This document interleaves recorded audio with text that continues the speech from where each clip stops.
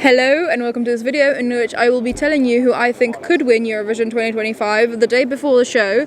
And I'm going to try and do it all in one take because I do not have time to edit right now, and also hopefully no guided tours come in. So apologies for any speaking mistakes or other mistakes, but the guided tours have been interacting me a little bit while filming these, so I hope now I can just film this in one go.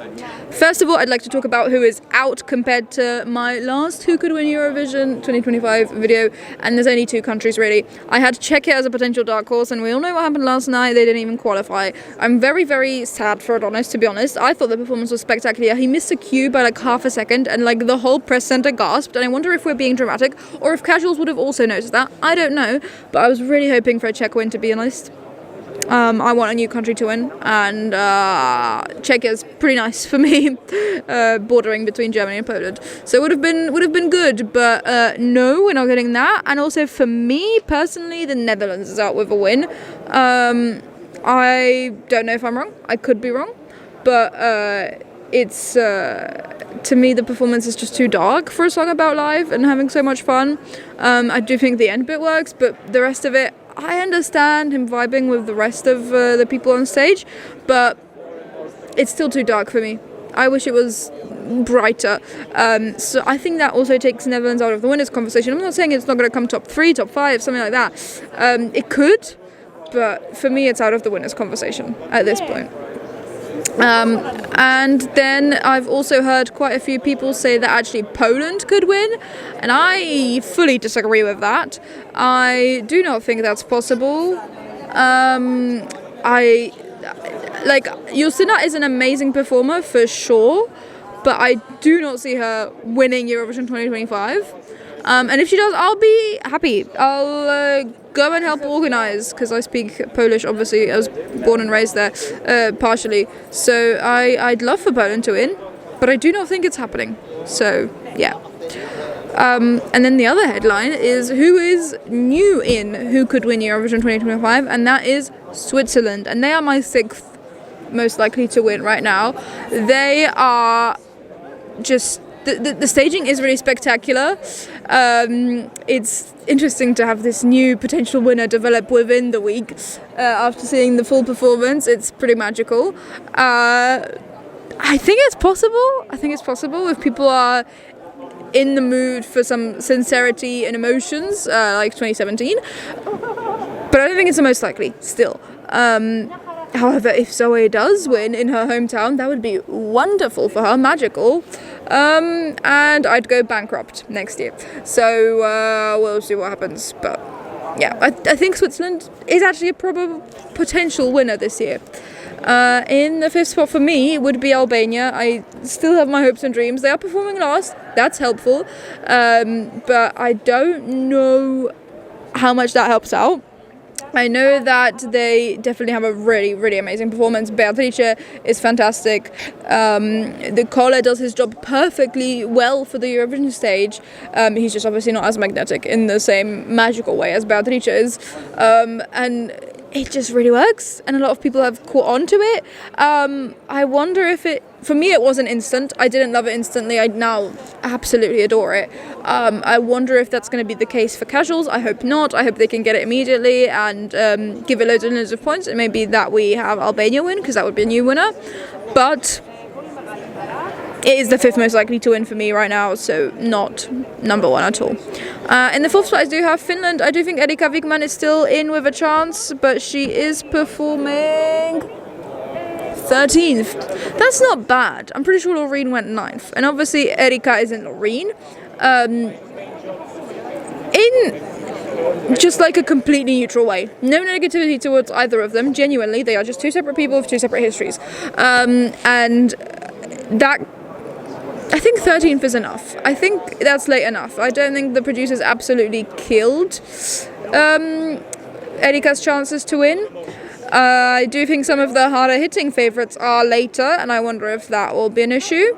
But I think she does still have chances for a really good televote result and a really good jury score. And I do think it's still possible for Erika. And in the 3rd spot for me is Austria. It's still in a conversation. He is performing 9th, same spot as Louane.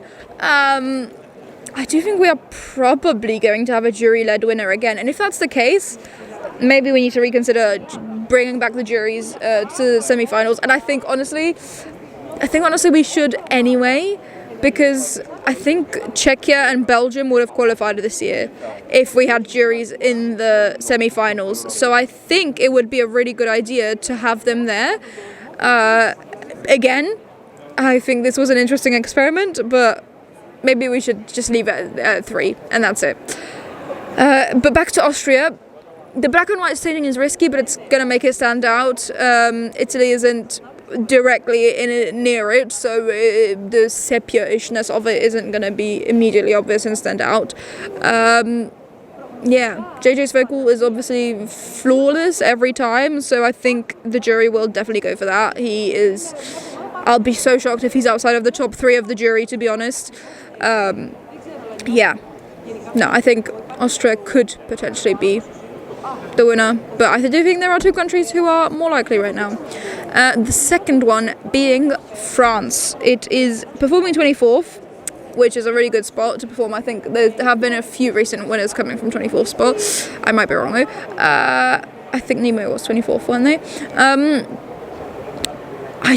I really think this is so chic, so slick. I hope her final dress is actually really magical, because that's going to be a wow factor for the people who have been following along, and the people who haven't been following along, hopefully the dress is fantastic and they don't even know that there was any other dress at any point. I think it's just really chic, really elegant. If she manages to stop making it look like the cogs are turning in her head, really, which it kind of does right now, and just put emotion into the song and still hit all of the marks, definitely could win. Because once again, I think we're probably going to have a jury-led winner again. But yeah, I think there needs to be a little bit more acting still, because it does still seem like she is trying to hit all the marks, but she'll have had 3 more practices by the time that we come to the grand final. So I think there's still definitely a chance for Louane to win the whole thing for France. And obviously my number 1 is staying the same, to be honest.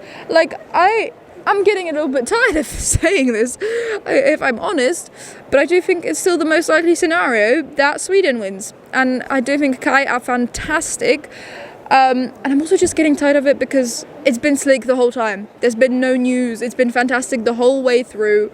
Obviously they started off as the underdogs of Melfest, in which case that would be a really lovely story. Maybe Melfest would reconsider how they do things, and maybe Sweden could start a slightly new trajectory at Eurovision. But within Eurovision, they have been basically since day 1, or maybe day 3 of them being the Swedish representatives, they've been in the conversation to actually win the whole thing. And the performance has stayed slick. It's gotten better, if anything. So yeah, I do think the most likely winners are still Sweden. However, I'd also like to point out that this year is so difficult to predict. I think some of these people I've mentioned might not even come in the top 3 in the end. Obviously not all of them can, but they are. They might not even come in the top 6. Let's put it that way, because there is just so much that could happen. We don't know the semi-final results, which I kind of hate, but also I kind of love. I understand why they do it, because it could be a foregone conclusion if we did know the semi-final results. People would be like, oh, Albania only came 5th in the semi-final. Well, we're not going to vote for them because they're not going to win anyway. Something like that. Not saying that Albania came 5th, but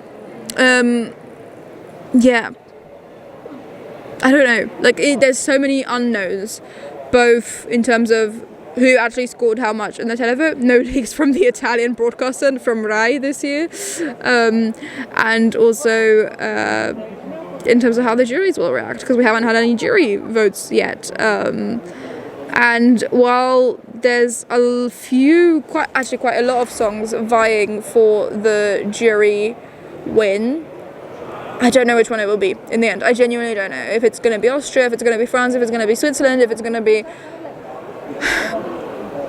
I don't know, potentially Netherlands, potentially Finland. There's potentially Sweden. They could. Their performance is really slick. So I genuinely don't know. I don't know anything. This is just my thoughts the day before the show, as best as I can.